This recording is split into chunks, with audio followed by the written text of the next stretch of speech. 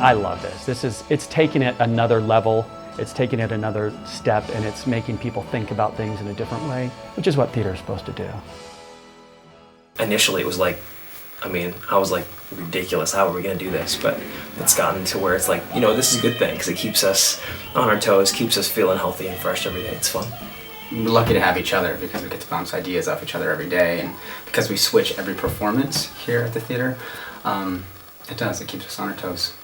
Well, it does change because they're both approaching it slightly differently, and for me that's exciting because then I react slightly differently, and so it keeps it fresh for me. Watching Mike do it, I was like, oh, that's a great idea. I want to try that when we go back and do it with myself. And, it was just, I think in that way, I picked from you, and I don't know if you cared at all about what I was doing. I never cared at all what he did. But there was definitely that involved, which was fun too. Kind of create them together, the two characters.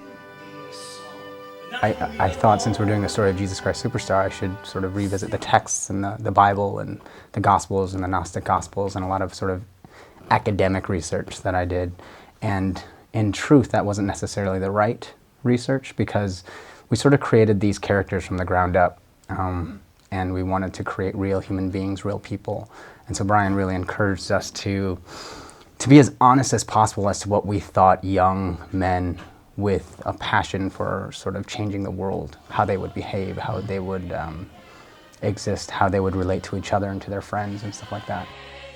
They're against the mainstream. They're not this corporate culture. They're the anti-corporate culture, and that's kind of fresh for today versus what would have been Romans and the Jews and all those things. It became less about that and more about what do we care about now, and what would Jesus or his group do to accomplish that. It's definitely timely in the sense that economic disparity is something that every country, it's a world problem right now. We deal with it in the United States, and we're dealing with it in the world, like you said, like what's happening in the Middle East and Egypt. A guy with a computer science degree lit himself on fire because he couldn't get enough money to pay for his family's food. You know what I mean? And is that something that we can sort of bring to our story? And we hopefully do. The backdrop is the 1999 WTO riots when these young upstarts here in Seattle want to stop this world organization from meeting and sort of dictating how economics was going to be around the world. We're not representing to a T who these men were, because this is not a historical show.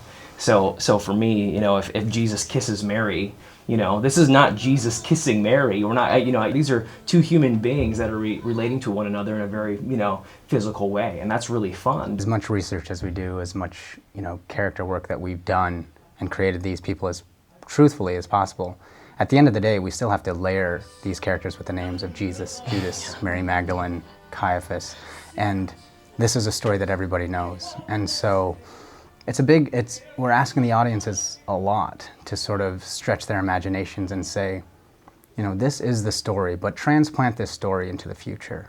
Transplant it into a place where you have today's issues, where you have today's problems, versus the time when, they wore robes and sandals. What I love about it is we take risks. This is not like you can't just go up there and sing and have an easy, fun night. You just have to go out there and blow and hope that the notes come out, and that's fun. That's exciting, and hopefully it's exciting for the audience to be like, well, is he gonna get it? He got it. All right, we're moving on, and I think that's great. That's really fun to just kind of have that every day.